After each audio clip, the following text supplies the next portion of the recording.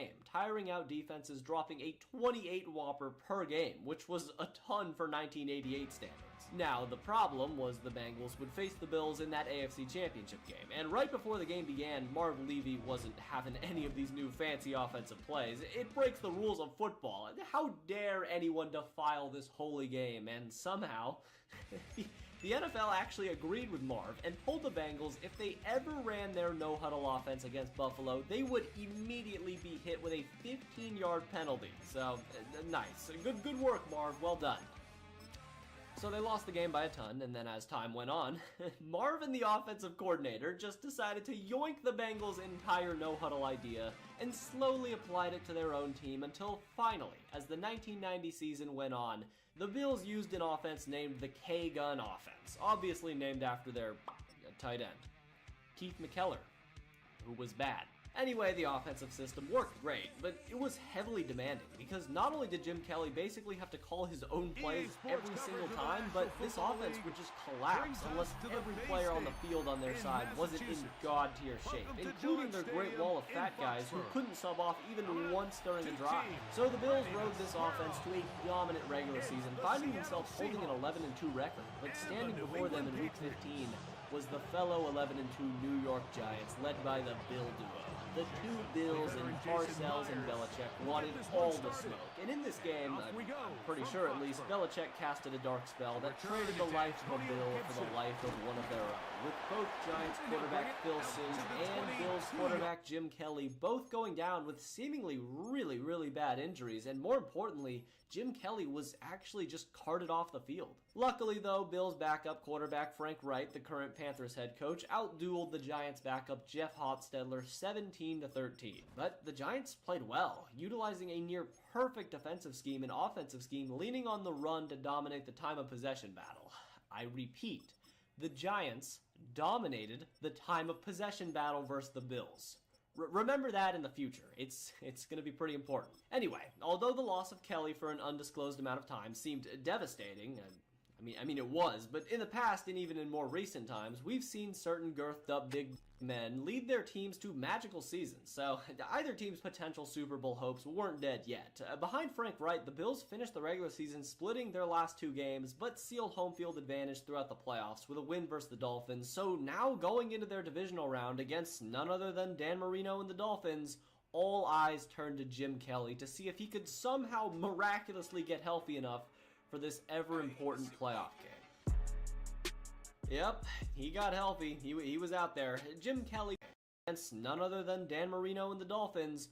All eyes turned to Jim Kelly to see if he could somehow miraculously get healthy enough for this ever-important playoff game.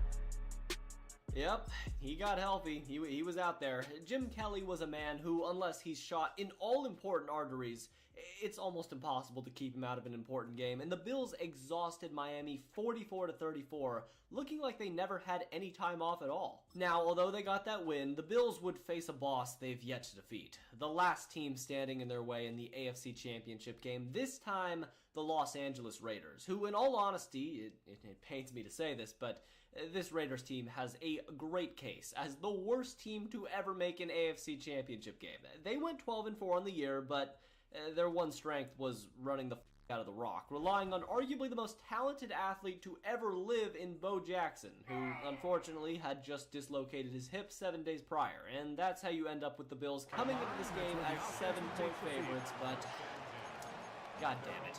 Not even the most drunk Buffalo fan out there could have possibly predicted the slaughtering, the absolute butchering that took place in this one AFC Championship game.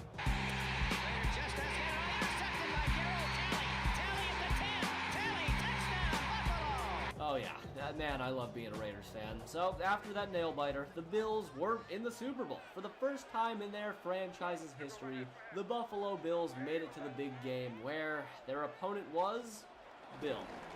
Both. Yeah. Now, this wasn't actually too bad, because remember, they did beat the Giants earlier this year, even without Jim Kelly for a solid portion of that game. And Phil Simms, the Giants quarterback, was still injured, so the two teams were set to run it back versus one another, with Belichick's spell now seemingly backfiring on his own men. On paper, the Bills were the clear favorites. They simply just had more talent. I mean, Buffalo's 10 Pro Bowlers is much more than the Giants' respectable 7, and there's not much more to football than that, right? Right? So the game began. Giants versus Bills in Super Bowl 45. And believe it or not, but in the first quarter and a half, fate seemed to be on the Bills' side. They were hauling ass up the mountain, moving the boulder with them, getting some lucky breaks on offense and a free safety after Jeff Hostetler tripped on his own man. So now with 8 minutes and 18 seconds left in the second quarter, not only were the Bills in full control of a 2-possession lead, but because of the safety they just picked up, forced sort of by Defensive Player of the Year Bruce Smith, they were now getting the ball as well, giving Jim Kelly and the offense a golden opportunity to possibly permanently demoralize the Giants with an imposing touchdown. However, instead the Bills just pissed all over this gift given to them with an Andre Reed drop, Kelly overthrow, and a third down dump off to nothing. The Buffalo Bills just went 3 and out, burning a grand total of 18 seconds off the clock, playing right into the hands of this Sith Lord. But once again, the Giants offense just continued to trip over themselves. Once the Bills got the ball right back, it was now someone else's turn to fumble the bag. This time it was the Pro Bowl left tackle Will Wolford for a false start on 3rd and 2, which meant their 5-yard gain on the very next play resulted in a 4th and 2, where in the modern age you'd commonly find teams going for it in this position, but I guess now wasn't the time. And the Bills punted back to the Giants, this time taking just over a singular minute off the clock. Then, as the game raged on, the Giants started to finally move the ball, scoring 2 touchdowns, one on the final drive of the second quarter, and the second on the opening drive of the third quarter, which resulted in, I you not, a 9-minute and 29-second drive, the longest drive in Super Bowl history at the time. So now, Jim Kelly, Thurman Thomas, Andre Reed, and the others jogged onto the field with 5 minutes and 31 seconds left in the third quarter. And the last time they found themselves on offense was with 4 minutes and 31 seconds left in the second quarter. Almost an hour and a half of real-life time had passed before this team was out there with the football. And even when they were on the field, Jim Kelly and the offense continued to be stifled by the NFL's #1 ranked defense in 1990. Lawrence Taylor, Carl Banks, and the rest of the crew reckoned fists. But eventually, Thurman Thomas ripped off a 31-yarder to the house, and after a Giants field goal, the time had come. New York had just burnt another 3 minutes off the clock, and with 2 minutes and 16 seconds left, Jim Kelly took the field for a chance to cement the Buffalo Bills in NFL lore forever. Here's 2nd and inches. On the good side.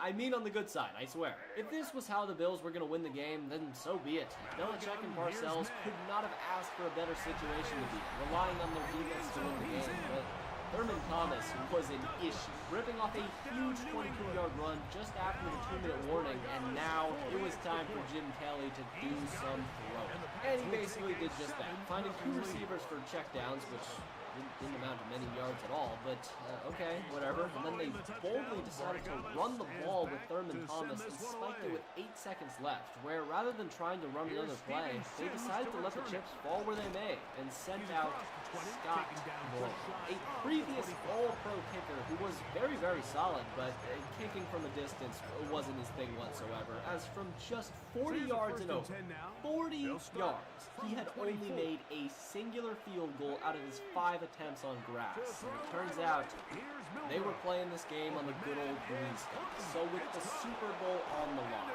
all the pressure in the world on this one man, this 47-yard field goal attempt was far from free. And then it happened. Scott Norwood stepped up to the plate, and the boulder rolled all the way back down the mountain. There's a kick. It is up. It is no good. No one missed. So yeah, that's how Chapter 1 concludes, with a swift, strategically placed kick right into the balls. The Giants did exactly what they set out to do, decimating the Bills in the time of possession battle, 40 minutes to just 19. But with the dust settled, after the game ended, although Scott Norwood obviously takes a large portion of the blame, so should everybody. Marv Levy could have done a better job with clock management. Kelly missed throws, the receivers dropped passes, and the defense allowed the Giants, led by their backup quarterback still, Jeff Hostetler, to walk all over them in crucial moments, letting plays like this happen, which, I mean, to be honest, this was really just impressive on Mark Ingram's part, but still, I mean, you understand what I'm trying to say, right? The point I'm trying to make is this was a team. They all felt accountable for this loss, and when they all showed up to work the next day, they all just felt defeated and sad. But Marv Levy knew how to rally his troops, and after posting a poem on the board, that would motivate all Bills players to run it back and give everything they had for at least one more season. Again, it's Milrow. This was the poem that Marv shared with the entire team. Fight on, my men, Sir Andrew said. A little I am hurt, but not yet slain. I'll just lie down and bleed a while. Then I'll rise and fight again. That was the team's slogan. That was what was flowing through their minds at all times. Nothing but pure revenge. Each player had their own way of getting back to work. Kelly studied, Bruce Smith tortured himself as a Stairmaster, and Marv did what he could to keep the guys motivated and hungry for the 1991 campaign. Literally, right away, if there were any concerns on whether the Bills could keep up this unique style of offense at a successful rate, all those people who doubted them shut the hell up when in Week 2, Jim Kelly dropped 6 touchdowns and a 52 bomb on the Steelers, and from there, everything just seemed to fall in place for this team perfectly. Everything that could have gone right did. Jim Kelly had the best season of his career, leading the AFC in passer rating. Andre Reed and James Lofton had great seasons, and Thurman Thomas, whew, that is a bad man. These stats aren't even slightly better. The dude so often just carried the entire offense when needed, winning the league MVP. Offensive player of the year, led the league in scrimmage yards for the 3rd straight season, as well as yards per carry, among other stats, to simply have one of the best running back seasons we've still ever seen. It all just seemed to go perfectly, right? Well, there were some problems. The castle came crashing down in Week 6 when the Bills got shellacked by the Kansas City Chiefs 33-6, and things got even worse as the year went on the defensive side of the ball at least, because Buffalo would do without a few guys. But of course, the most notable human to mention here is this thing. The Bruce. He was knocked out of action with knee issues from weeks 1 through 4 and 6 through 13. So other guys like Cornelius Bennett and Darryl Talley had to do what they could to hold down the fort, while the offense simply outscored everyone to lead the Bills to a 13-3 record and a 4th straight division crown. So it was time for the playoffs once again. And this team was pissed the hell off, obviously, but they still needed to keep their cool and handle business like gentlemen, which they did in the divisional round versus Kansas City, returning their L the Chiefs handed them earlier this year, and now moved on to the AFC Championship, this time versus a more evenly matched opponent from the AFC West, the Denver Broncos. A team with Super Bowl DNA already, and now this game had a perfect narrative going for it. The all but inevitable shootout between a pair of 1983 draft picks in John Elway versus Jim Kelly. I mean, come on, there's no way this game isn't just going to be must-watch TV. Well, it turns out this game was must-watch TV if you enjoy watching paint dry, because you'd probably get more entertainment from stabbing yourself with a fork than watching these highlights. I'm not going to lie to you, it was a rough watch. Both Elway and Kelly heavily struggled versus great defenses at full strength, and the Bills, who failed to log a single offensive touchdown all game, were bailed out by the defense once more, getting a pick 6, and did their best to never look back. However, before it was over, Buffalo did get a little scared when John Elway got injured. Backup quarterback and future Broncos head coach, ironically, Gary Kubiak, came in and injected life into this dying animal, and eventually got the Broncos down the field to bring the game to within 3, and then the chaos truly ensued when the Broncos whipped out whatever the hell this was and actually got the onside kick. Sweet God, the Bills are choking. So with every Bills fan in attendance in a state of shock, Kubiak dropped back to pass and the Broncos fumbled. Game over, Bills win, Broncos lose. And now Buffalo had won and was going to the Super Bowl for the 2nd straight year. Except, no disrespect to the Giants from last year, they were great, but the team that awaited for the Bills this season was was just a whole different monster. The 1991 Washington Redactors. This team had everything. An elite defense led by Hall of Famers, an elite offense led by Hall of Famers, an elite kicker, a Hall of Fame coach, and most notably, one of the best and easily the most iconic offensive line in NFL history, being nicknamed the Hogs, as a reward for their play and, unfortunately for the Bills, this is where the boulder starts to slip a bit. So, stay with me, but the week leading up to the Super Bowl, remember, is always just nuts, right? Everyone's getting interviewed everywhere, it's just so confusing. But that being said, everyone usually just gives the normal response where you say, oh, we respect our opponent and we're going to go out and do the best we can to try to win the game, right? Well, the Bills' D-line coach had other plans. This man, Chuck Dickerson, the Bills' defensive line coach, went to the media high off of 2.5 Xanax bars and blatantly just let it all out, disgracing Washington's entire O-line, talking about how they constantly get away with holds, they're not even that good, and they smell bad, which that's just straight up mean.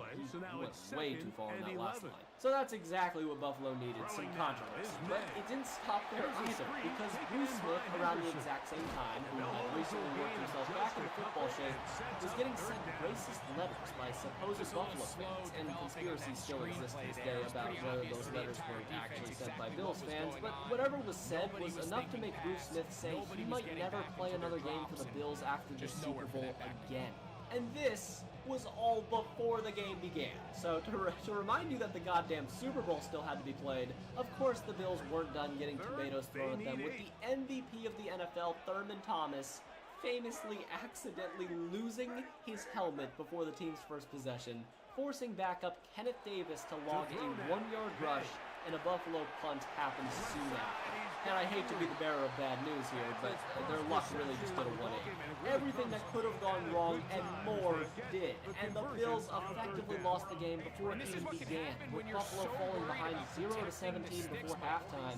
And then on the first play from scrimmage in the third quarter, Jim Kelly threw a pick down to the 2-yard line, where Washington would punch it in for a touchdown, and that was basically just it. Washington won the game 37-24 after Buffalo put up some garbage time points, and the Bills had nobody to blame but themselves. They simply didn't play good enough and looked like the inferior team from start to finish.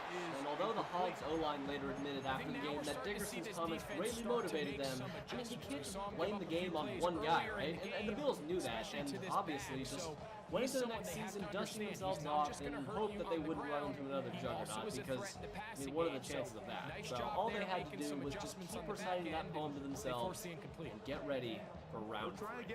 But before we get into the third incident here, it's time to talk about this video's sponsor, Underdog Fantasy. Underdog Fantasy, if you're somehow not familiar, is the easiest way to play fantasy sports, and my personal favorite way to do that is through the pick'em game, where you simply choose whether you believe a player will go higher or lower on a singular stat, and depending on how many you get correct, you can win up to 20 times your money. And for these upcoming Sunday Week 10 games, I've already got 3 picks right here, which are Derek Carr over 1.5 rushing yards, Jalen Warren over 33.5 rushing yards, and Justin Herbert over 265 passing yards. So if you want to tail this pick'em entry or come up with your own, and you live in one of these many states in orange on the screen here, then click the link in the description or pinned comment to sign up with promo code HubFrog, and Underdog will match your first deposit up to $100. Also, if you sign up using my code for the first time, you'll receive a free pick'em offer. And this week, that offer is going to be Garrett Wilson, where all he has to do is find a way to catch a singular ball from Zach Wilson, and you'll be good. So if all that sounds great to you, go have some fun on Underdog, and make sure to use promo code HubFrog for a huge discount. And with that, let's get back to the how many yards they run for, it's how many big plays do they generate on the ground. And to start the 1992 season, although many people had questions regarding how much more this team could take, the Bills still proved they were, at least on the surface, the same old Bills, handing the ascending 49ers one of their 2 losses on the year in a 34-31 shootout, where for the first time in NFL history, there wasn't a single punt from either side. The Bills then proceeded to fall once again to a Raiders team that would finish with a losing record, but if there was one team that was going to have to take the adversity test and pass it, it would be these Bills, who rallied to bring their season all the way back to enter a Week 17 matchup versus the Houston Oilers at 11 and I think he knew in the 4. back of All his they head, had like, he to had to do get rid of this was ball a win little this sooner game, than and he they would were have in the liked, divisional and round. with that But pressure getting there the in a football hurry, gods had just other ends up being a plans. wasted And in down. this game and afterwards, the Buffalo Bills would face by far their hardest challenge during this 3-year run and counting. And Kelly is down holding his knee. Jim Kelly was hurt, and not only were the Bills going to be without their Hall of Fame quarterback, but they now had to play in the wild card round for the first time since 1981 after that humiliating 3-27 loss to the Oilers, where now waiting for them in the wild card was the team that had just took them and their quarterback out last week, the Houston Oilers. This was it. This was where the AFC Championship dynasty would die.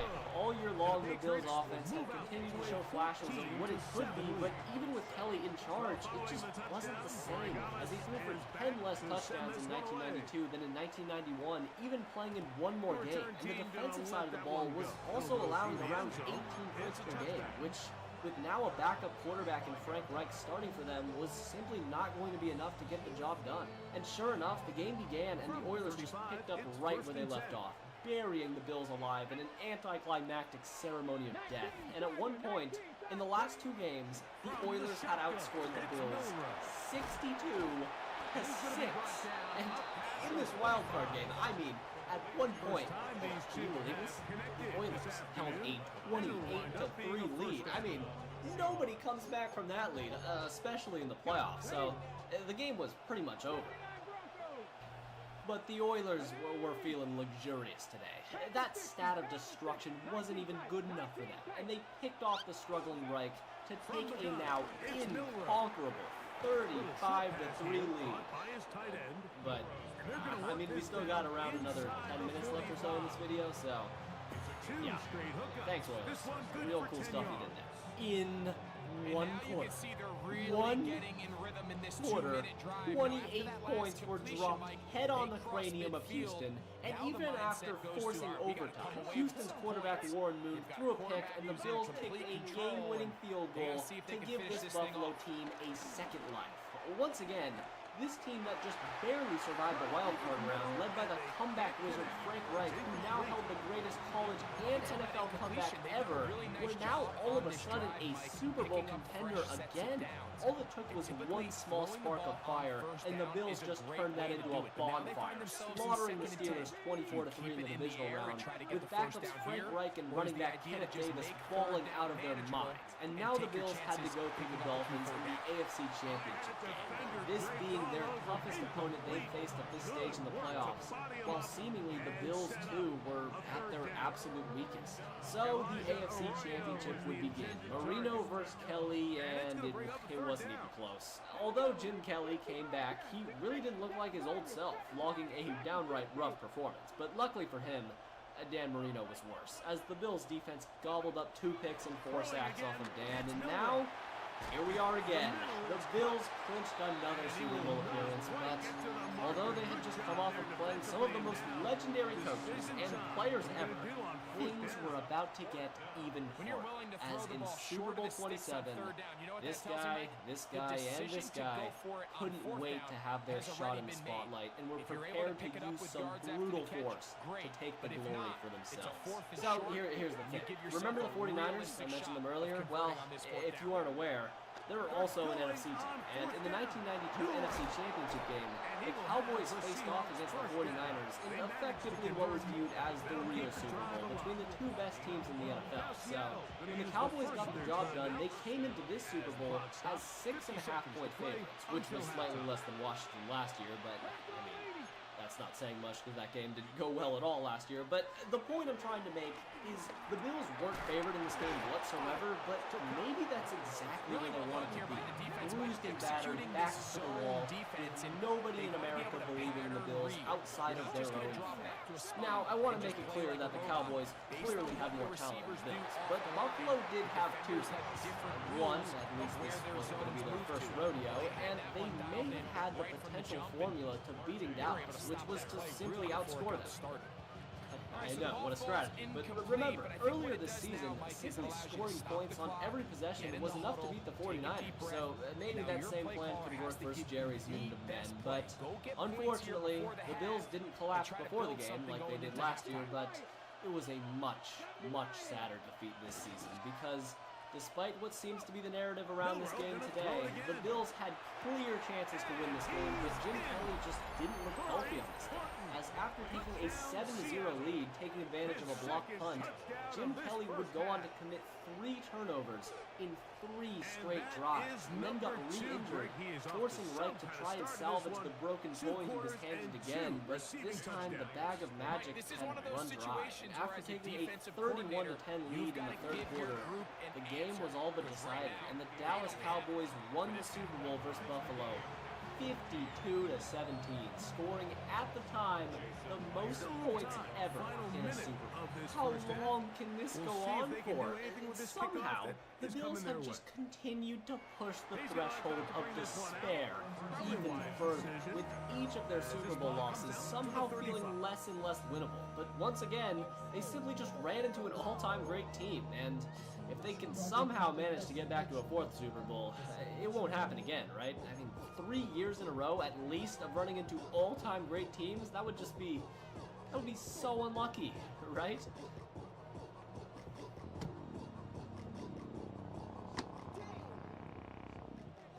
At this point, you know how it goes. The Bills still maintained the same core with their big 3 in offense in Kelly, Thurman Thomas, and Andre Reed, doing the usual thing even with the loss of James Lofton, leading the team to a 7-1 record, including a massive Week 2 win versus the Dallas Cowboys. So, albeit without Emmitt Smith, but still, a win is a win.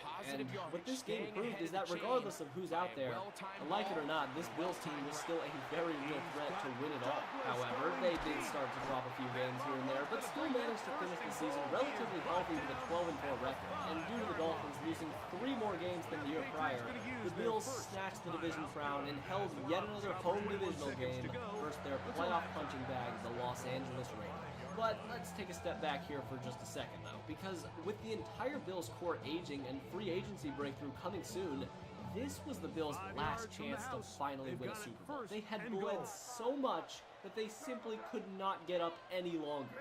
This year was it. And the Raiders, although have been an easy matchup for them in the 90s, the Silver and Black had handled the Bills earlier this season. And in the second quarter of this game, the Raiders looked like they were going to spear the Bills for the final time, taking a 17-6 lead off the back of their run game. But come on, of course a near weapon to the heart just pisses off a thing like the Bills even more. And although the Raiders never gave up, a 4th quarter touchdown drive by Kelly and a great late defensive performance by the Bills defense was just enough to exhaust the underdog Raiders out of resources 29-23. And then the Bills dealt with another AFC West team standing in their way that they had previously lost to, demolishing an injured Joe Montana's Chiefs 30-13 to give this team one final chance in the Super Bowl. A Super Bowl rematch. For the first time in NFL history, the exact same 2 teams would face off against one another for the 2nd year in a row. And for Buffalo, they truly seemingly had nothing to lose. Dallas was once again the up-and-coming heavy favorites, and the Bills were a team that everyone had simply given up on. But once again, the real Super Bowl was 49ers versus Cowboys. I mean, the Bills aren't even a real contender. The AFC is a complete joke, and although there was definitely some truth to that statement, maybe, just maybe, 1994, and technically the 1993 season, was finally going to be the year of the Buffalo Bills.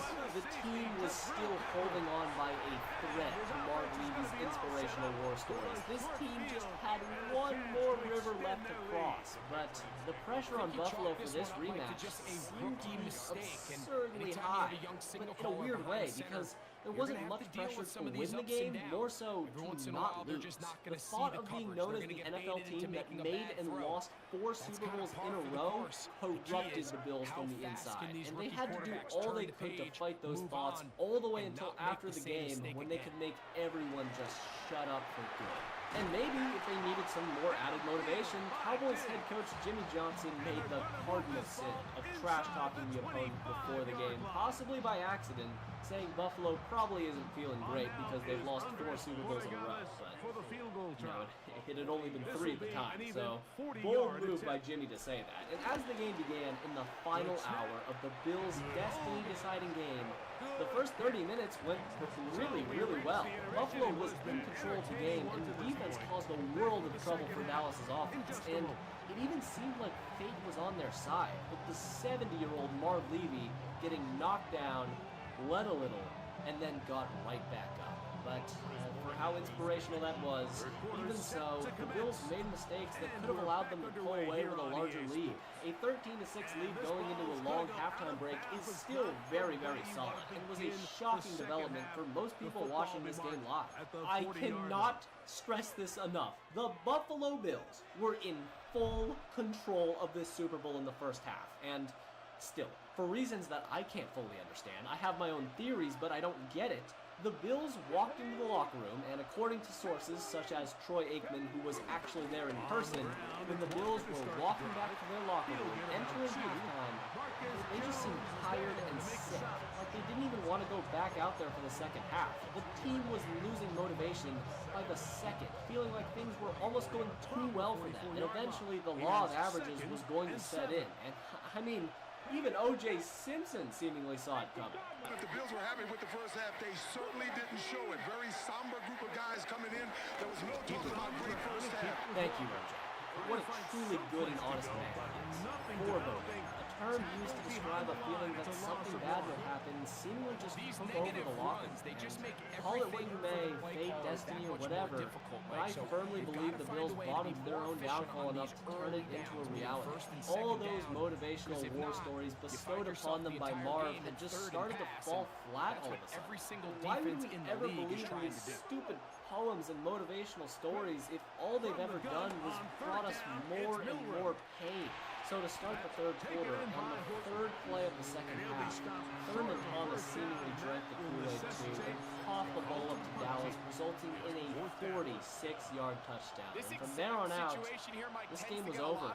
Dallas was unstoppable, and Buffalo's tank was simply empty. With the Cowboys marching on to their second Super Bowl in a row, and on the other side of the field, the Buffalo Bills did the impossible. 4 years in a row, 4 Super Bowl appearances, and 0 Super Bowl victories. And just to try and get more context about what the mentality of this Bills team was during this 4-year Super Bowl run, I actually just asked Jim Kelly himself to see how the team was able to stay so mentally tough during this 4-year period, and this was his answer. Well, from your notes, it said that you're doing a documentary, God bless you, on the 4 Super Bowls, and boy, I'll tell you what, those were some fun days. There's no doubt about it. The first one, as you well know, the wide right, it doesn't matter. Scott Norwood was the guy that got us there. So I never would point a finger at him or blame him. I should have got a little closer, maybe a little left hash, whatever the case may be. We did together as a team, and first one and 2, and not win and 3. But after the third one, I wasn't sure what my teammates, how they would react. Because all the negativity after that third one, we don't want the Bills back. Yeah, I did all that. But you know, going into that 4th Super Bowl, I knew that they would work out. Bruce and Thurman, Andre, and Will and Ken Hall, and a bunch of the guys, Cornelius. I knew they would work out. I mean, that's what you do for football, you get prepared. But when you hear all that negativity, I wasn't sure going into training camp how the mental part would be, but it's one day. And I knew that these guys were ready. And our motto was, let's piss everybody off. Let's go back to 4th. And we did. And unfortunately, as you well know, we didn't win, but we never gave up. The closeness of our family right now, our Bills family, couldn't be any better. We still keep in touch. We still do things together. I am very blessed that I have some great, great friends, great teammates, and of course a Hall of Fame, unbelievable coach in Marv Levy. He was the best. He was the greatest leader. It's just so hard to be. So Tub Frog, you take care of yourself. God bless you. Good luck with this documentary. The last thing that I have to say as a former Buffalo Bill, let's go! Buffalo! take a field goal. You have to maintain possession. Huge thanks to Jim Kelly for that insight, but in our timeline, after all 4 Super Bowls concluded, it was now all officially over. Everything was finalized and entered into the history books as Buffalo lied on the floor and bled to death. And to this very day, they have gotten back up, but they just keep getting knocked back down to bleed more and more. The Bills have continued to fall victim to all-time great teams with all-time great talent. So maybe the Buffalo Bills will forever have one purpose in this barren wasteland we call the NFL. And that purpose is to forever push their boulder until they almost reach the top of the mountain, until it falls all the way back down to the beginning, painfully forcing them to restart the cycle all over again. Anyways, if you like this video, then subscribe, and shout out to all my Patreons on the screen here. You can support me, the link is in the description if you want, it's only $1. But if you like this video, then watch this video right here that I just did on every single quarterback that came after Dan Marino and how they all pretty much sucked. It's pretty good, trust me. But anyways, okay, so I've been doing this whole NFL thing for a fat minute now, and God, throughout all of these years, going through random-ass stories, going through miserable teams and everything in between, I have amassed an amount of knowledge that I am afraid to admit. So, you know, I thought, what better way to just exfoliate all of this knowledge than to make a nice book, because no one really wants to ramble about 1970 George Blanda in person, so here we are on the internet, and I'm going to scream at my computer for the next 2 hours, and hopefully some person will stay and listen to me. So, I don't need to explain what an iceberg is to you, right? What are you, not chronically online? Come on, you gotta know that. And without further ado, let's just start right away, and with layer 1, we're going to go a little bit quicker because this is layer 1. It's supposed to be common knowledge, so. Time for Michael Vick. Hey, Michael Vick's dogfighting. Okay, well, you aren't aware, in 2007, the Falcons quarterback Michael Vick, who was one of the best young players in the NFL, was arrested for financing a dogfighting ring. And he did so much worse than that, too. Seriously, the absolute depraved shit that he did is unforgivable to most people, and he ended up serving for about 2 years in prison, and he has owned up to it today for what it's worth and has turned his life around, but even after that, he went to the Eagles, and there was a lot of backlash when he played for them. But yeah, this is pretty well known, and you know, maybe I was rocking the skin plus back bling Mike Vick combo in Fortnite back in the day, but that's just allegations, okay? Who even knows if that happened? Ray Lewis murder trial. Well, if you watched my Ravens documentary I did a few weeks ago, then you'd know all about this because I did a whole segment on it because, obviously, yeah, Ray Lewis, one of the greatest players in the history of the game, was accused of murder because he was in a situation where 2 men were stabbed and passed away due to those injuries, and Ray Lewis ended up lying to police about not being there and maintained his innocence in the case, but he was involved in the altercation. That is confirmed, and he did try to lie about not being there, so, you know, that's already setting off a few alarms. But also his white suit that he was wearing that day was never found. It's alleged that his other friends had their clothes taken while they were in the shower. It gets messy. Seriously, if you want to learn more about that scenario, watch the Ravens video. We'll go into detail on that more, but this one's still a bit of a question mark to people today. Antonio Brown is one of the best wide receivers that the game has ever seen, and the story of his downfall goes that he was hit by Vontaze Perfect and basically just became a bust. But like, that didn't happen. His whole entire career arc is absolutely insane. All the stuff that went on with the Raiders, the hot air balloon, the fucking feet thing, that was a thing. He called Mike Mayock some not great words. He went to the Patriots, he did nothing there, got cut, went to Tampa Bay, took off his shirt, and holy hell, things have gone absolutely haywire since he's retired, too. He pulled his dick out, criminal charges left and right. He threw furniture at a child. He declared bankruptcy, and murder allegations are coming out now. And Lord have mercy, I know there's going to be more. So, he may even go down further on this iceberg in the future. But as of now, everyone knows what's going on because, sadly, he's allowed to have Twitter. Chuck Hughes. Now, Chuck Hughes is the only NFL player to ever pass away on the field, and you could probably argue that he should be further down in the iceberg, but I feel like this fact has been tossed around so many times in NFL circles that it's kind of becoming common knowledge. Basically, in 1971, as a member of the Lions, he collapsed due to a heart condition that he had before that was undiagnosed, And despite players like Dick Butkus immediately knowing the severity of this and trying to call people over to help, it was too late. As the defense continues the craziest part about the this back end of is these they zones continued with the game. extra They defenders, kept playing they're continuing after to force a man this quarterback was to dead not on only the make field. some difficult Early throws, NFL, man. but to put It the was ball in truly harm's a thing. way. Ray Rice, he beat his fiance and dragged her out of an elevator. And he's still married to her. They're fucking married right now. Lawrence Taylor, arguably the greatest NFL player ever. He had a horrible drug addiction too, but that is not what this entry is about. And recently with his new position on the board of directors, people are finding out that, yeah, the guy is a registered sex offender, which is very, very, very bad. Alright, so technically this whole NFL rapper thing was pioneered in like the 80s when we got those little music videos. Couldn't tell you why that was such a massive trend back in the day, but we're in the golden age of NFL rappers. Alright, we got Darren Waller, we got Le'Veon Bell. I mean, look, all these rappers are like fine or whatever, but they don't compare to the Beethoven of modern music. A pure genius in every sense of the word. Well, Nobody that's a way to start a drive. He takes it all the way to the house. I'm talking about I don't know what they were Brown. talking about on the last series. They come out on this series break with the right answer for the touchdown. And Mike, the reason a lot of teams start off In the drives AFC with the Championship run game plays took to on the allow themselves to Indianapolis operate Colts, and before ahead the of the game, chains. Well, not Tom this guy. Ball's He allegedly was found a the little less alley, airy he than took it, usual. and he's Tom off to Brady the ended up races throwing a for pick to the 6. Colts. They brought the ball over the sidelines and said that the ball was a little bit more deflated than usual. The story blew up from there, and the Patriots' chip that season was deemed fake. Nobody was going to give them After any the credit TD, because Myers they comes cheated, on now right? to Tom kick it Brady was away. even suspended, but statistically this has kind of just been proven On to the be false. return, here And the comes media Gibson. just really blew up this thing when it really He'll shouldn't work have been his a way narrative whatsoever. across And the it's not like they've 25-yard ever had line. any cheating. Spygate, yeah, they definitely did this one.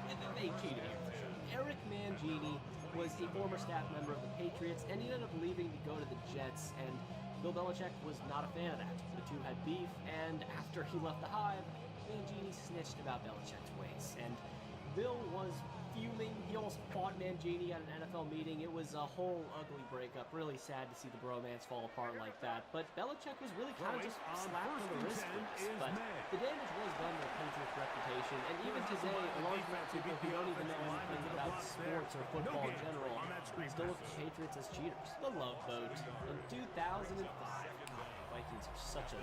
What a fun team they always are. But in 2005, they took a bunch of players off on a boat, and they had like 18 orgies simultaneously. I don't know the ass to penis ratio, nor do I want to do further research on that. However, they basically flew in like 50 prostitutes and got caught, and the NFL was not a fan of having a media storm after all the magazine covers and all that shit. But just an overall goofy story that goes down in NFL history. 2 times! You know, at this point, the defense has to Bills sell fans out have and thrown stop the run. dildos You know on the exactly field what the before, offense and is it's trying to probably get going to keep accomplished going down. by keeping the But ball on the I ground. wonder how But they're now the even question getting them in the remains, are they stadium willing in to the take first some place? risk here Are they and gonna put have the ball like in the air on 3rd down? conspiracies? Or But do they I would play bet it that safe and those keep Bills running the fans clock know by some keeping the 49er ball on the fans to ground? help them in the transportation third process. The and long. 2007 Patriots, they went 16-0. They were the only team to go 16-0 in the regular season. They had the best team ever, basically, on paper. Randy Moss, Tom Brady, Roger Wilson, Richard Seymour, Bill Belichick.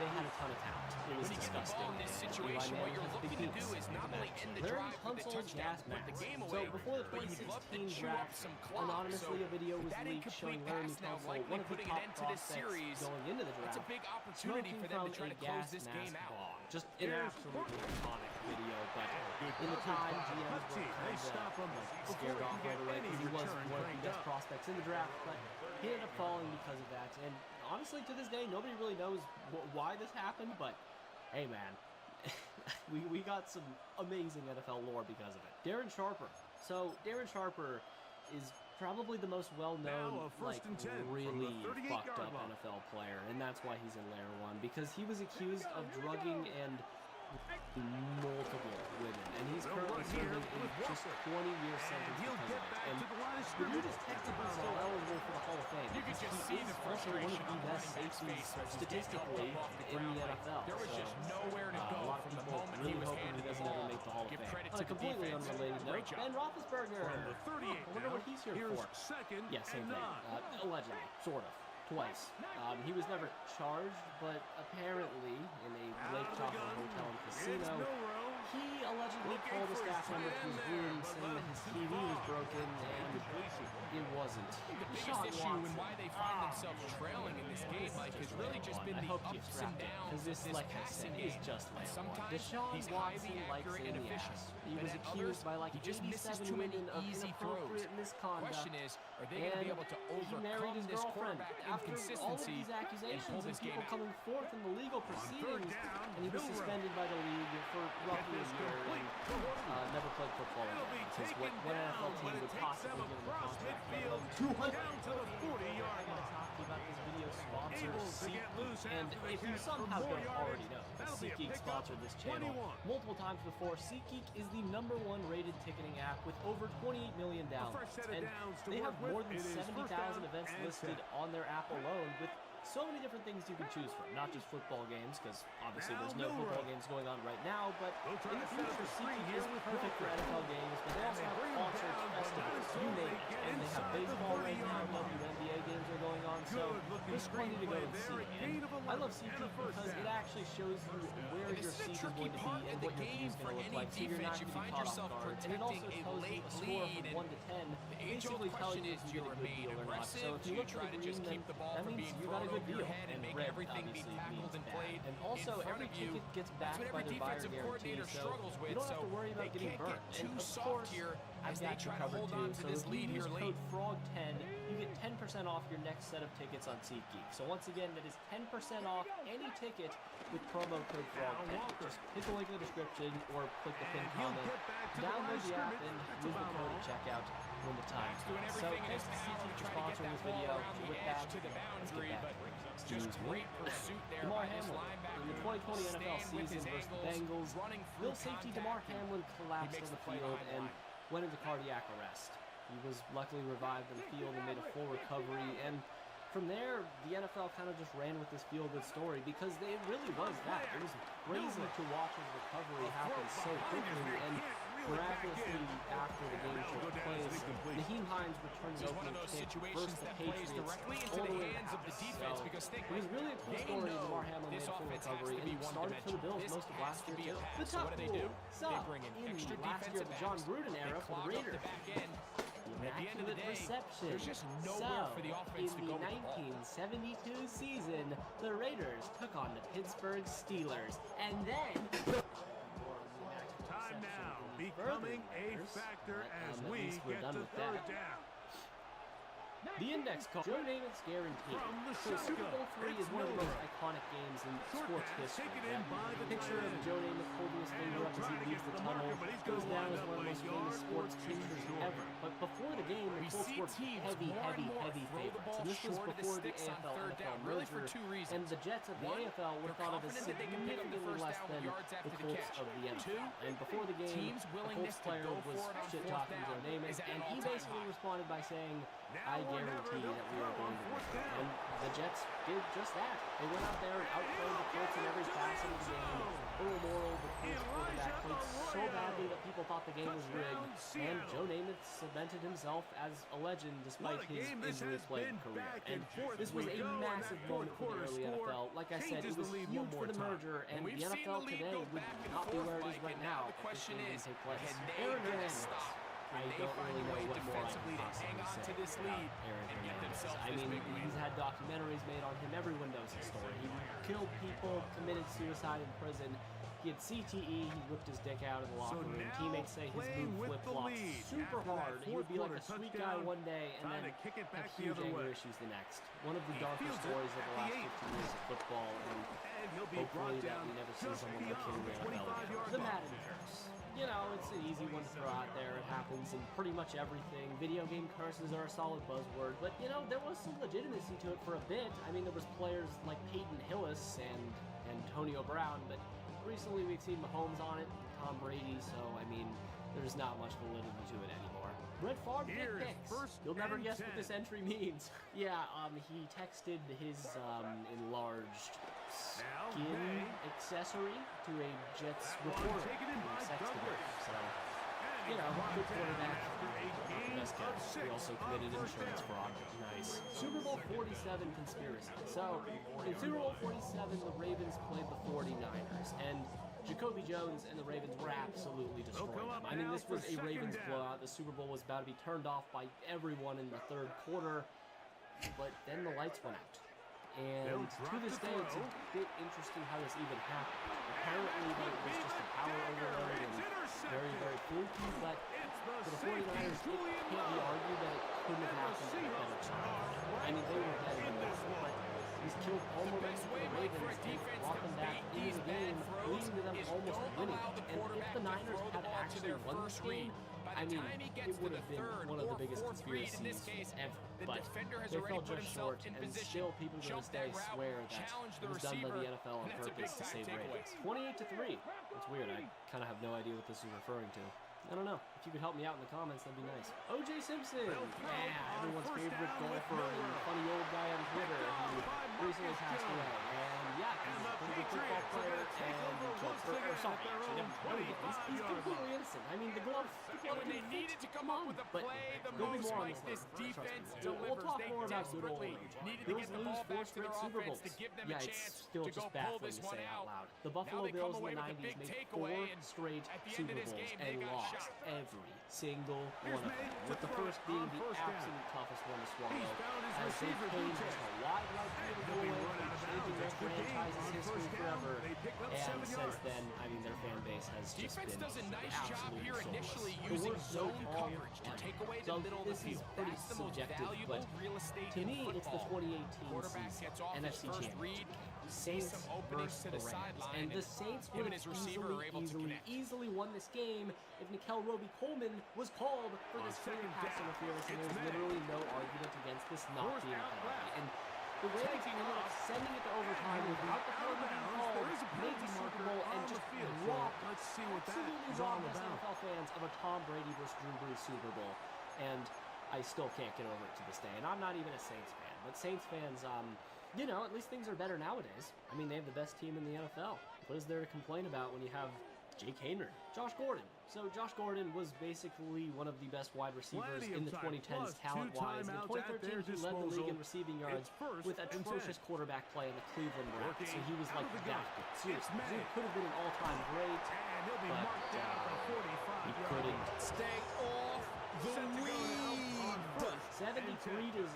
So in the 1940 championship game, which I'm sure every single one of you remembers watching live, involved the Bears beating Washington 73-0. The biggest lopsided win ever. And Washington's owner deserved every single bit of this match. Trust me, we were getting to him way later.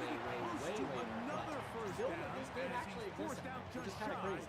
I don't know. I ended up watching it for my watching the game of every decade video, and it's a funny watch. It really is. The worst head coach ever. So this also has a lot of different answers. And recently, I think you could give it to either Urban Meyer or for Urban Meyer, he ended up having a horrendous tenure in Jacksonville. He ruined Trevor Lawrence's development right away, kicked his kicker, even though he Aaron Donald was, he got a lap dance, and the game is there for the taking. They control their own destiny, but this brings up a really big third down here. Remember, they don't have to force it and push the ball past the sticks. Even if they come up short, they still have fourth down in their back pocket to try to extend this drive multiple and years, see if they can pull out the win here two late. Separate times. So for me, he's the worst head coach ever, and God, I fucking hate the man. The kicker who won the MVP. So in the 1982 strike shortened season, Mark Mosley won the MVP over Dan Fouts, quarterback of one of the best teams in football. How I legitimately couldn't tell you. I mean, Mark Mosley had a lot of clutch kicks. I do get that, but still, like statistically, he wasn't even the best kicker that year. So this is never going to be talked as the weirdest MVP of all time. The Chiefs getting favorable calls. So Kansas City has gotten more calls than a lot of teams for sure. And versus the Texans recently, those were some pretty terrible roughing-the-passer calls that are still in the back of our minds. And they also had that infamous holding versus Philly, which changed the Super Bowl forever. And statistically, like I say, the Chiefs do get favorable calls. They're in the top 10, but teams like the Bills, Bengals, and Ravens, and other more popular teams have all statistically benefited from defensive penalties specifically more than them, so yeah, Mahomes is kind of just good, and he lost the flags with 95 last versus the Chiefs specifically more, but to be fair, they do get more calls than pretty much every team, but not all. Dez Bryant and Jesse James drops, so I'm kind of lumping these together because they're similar and happened around a similar time, but basically in 2014 the Cowboys lost their season to the Packers because Dez Bryant's catch was ruled a drop, and Aaron Rodgers just kept torturing them for years. And then for the Steelers and the Jesse James drop versus the Patriots is a regular season game, so I guess it wasn't as consequential, but this game was still massive for seeding. Jesse James appeared to have caught a touchdown, but like Dez Bryant, the ball hit the ground and it was ruled incomplete, and the Steelers would go on to lose to Blake Bortles, the Washington football team, in the great year of 2020. Finally, Dan Schneider, who, as you can probably figure out, is going to be on this list down the iceberg, is not a good group, and the team was named the Redskins for how long, but finally Brant forced them to change the name, and in 2020, for one season, one beautiful season, they were named the Washington football team, and I really feel like I gotta own some merch, just to... Those shirts just look so fun. Like, what even is this? This is an NFL team, and now we're gonna go down just a little bit further, so I bet you probably heard of, like, at least 80% of those from Layer 1, so as we go down to Layer 2, these get a little bit more obscure, but for the most part, you probably have at least vaguely heard of it. Escaping the danger, throwing, and completing. And he's going to be taken down. Richie Incognito bullying scam. Yeah, so back in 2013, this was a huge media thing, but Richie Incognito was bullying teammate Jonathan Martin, and he was doing so much more than that. Turns out the guy was racist as hell, and he just said some absolutely horrible things, which really raised a lot of questions about what was going on in locker rooms in terms of hazing as well, so it was a huge story, and, you know, naturally, later Richie became a Raider. Bill Belichick and the Jets. Bill Belichick was actually the head coach of the New York Jets at one point, just for not very long, and he also was a defensive coordinator for a while, so, yeah, what happened? Why didn't he become a Jets legend? Well, when he had the job, he had a sudden change of heart because of a multitude of reasons, but number one, owner Leon has passed away, and new ownership did not give Belichick the same promises that he had before. So, while on the treadmill, he decided to quit the Jets, basically, wrote his resignation on a napkin, and went to go join the Patriots. So, you know, average Jet stuff, basically. Jackie Smith and the worst drop in NFL history. So, in Super Bowl 13, the Cowboys played the Steelers, and wide open, in the middle of the field, Roger Staubach found Jackie Smith, a Hall of Fame tight end, who dropped him. And it's just, it sucks for him to be, like, only known for this one drop, because he really did have a great career with the Cardinals, but nobody cares about that anymore. He is only remembered for this drop, which didn't cost the Cowboys a Super Bowl, but it definitely, like, might have. They weren't winning the game by the time of this point, but who knows what would have happened if he caught this ball. And instead, the Cowboys lost the Super Bowl. The Steagles. During World War II, the NFL lost a bunch of players temporarily to the war, so the Steelers and Eagles merged together temporarily, and they called themselves the Steagles, which it didn't amount to anything, but, you know, still, it's kind of funny trivia. Tyreek Hill's domestic case. So, I feel like this one probably could have been in the first layer, but I don't know. I think people realize that Tyreek Hill was a fifth-round pick for a reason. It was not a lack of talent, turns out, but no, instead he choked his pregnant girlfriend. Pleaded guilty eventually, and even more accusations came out about other stuff. He beat his son too, and there was some rough audio of Tyreek Hill saying his family should be scared of him. He's just a terrible person, but pretty much everyone knows that, I feel like, and he just so happens to be one of the best athletes in human history. That's why he has a job. The Packers drafted a senior. So this is where it gets really in 1974, the Packers drafted Randall when the defense can play you one-dimensional. They know it's a pass-first situation, so extra had some indecent exposure cases and definitely was a troubled individual, but no murder. However, after being cut by the Packers and other teams, he ended up going to jail, and up to 60 women and 44 murders, potentially. One of the most infamous killers in American history was once a Green Bay Packer. The Rizinator. If you don't know what the Rizinator is, I mean, just try to infer something from that name, because the Rizinator is basically these young rookie quarterbacks, and every Ontario Smith, the Vikings running back, used the Rizinator to fake drug tests and was caught by the police with it. In this case, they kind of fool him with their blitz package. It's a little bit more complex at the NFL level than it is necessarily in college, and I think he just got a first-hand taste of just how fast this pressure can get on you.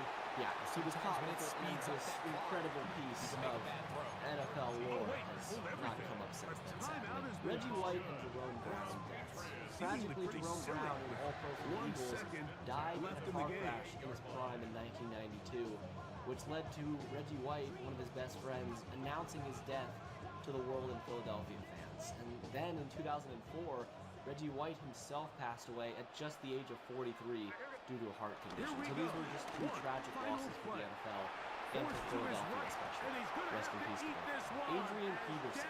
So Adrian Peterson is really good at football. Did you know that? He's one of the best players in league history, but he also beat his 4-year-old son with a tree branch or switch or belts or potentially all of the above. I don't know. It gets murky, but he left his son with cuts and bruises and was suspended for a year by the NFL. And he also lost his 2-year-old son too, which is unrelated, not his fault at all. So rest in peace there. But Adrian Peterson has a bit of a dark past as well in this regard. Dick Shiner. Need I say more?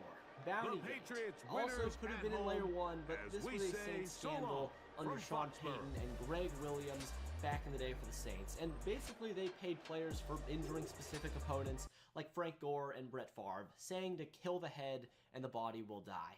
This is 100% confirmed to have happened, by the way. There is literally audio out there of this going down that they put on the news. So yeah, the NFL had no choice but to go hard on suspensions for everyone, but they didn't kick anyone out of the league because Sean Payton is still coaching to this very day, and Greg Williams even coached up to 2020. So honestly, I think the punishments should have been way harsher, but nope, they kept coaching. The 70-yard field goal. So I wrote a whole thing about how this hasn't happened technically, but people have done it in practices. But in the preseason, just right now, Cam Little had just kicked a 70-yard field goal, this being the longest in the history of the league now. So I guess it has happened.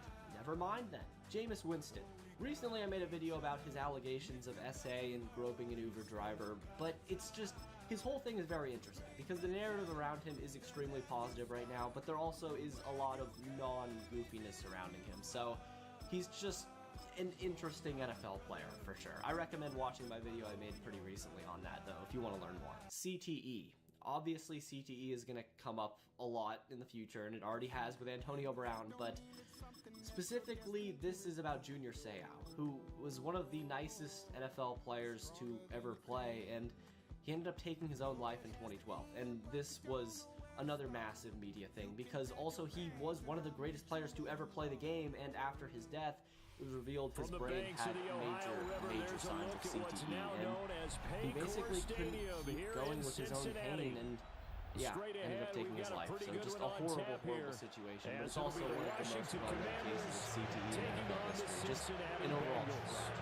Ray Carrick, another one of the most dark scandals in NFL history, where he hired a hitman to kill his pregnant girlfriend. I mean, just, I don't think any human being can do anything worse than that. Miraculously, though, his son survived, but he was born with cerebral palsy. And right now, what's crazy is after doing research on this, Carrick is a free man now, and he's married to another person. Just, I don't understand how humans operate in this way, but yeah, that's a thing. Bob Timberlake, arguably the worst player in NFL history, in 1 year in the league, he went 1 for 15 on field goals, 0 for 1 from 0 to 19 yards. That's just impossible to do. And the only kick he made was somehow from 40 plus yards. And he also went 21 for 22 on extra points. I don't know, just a phenomenon of a player.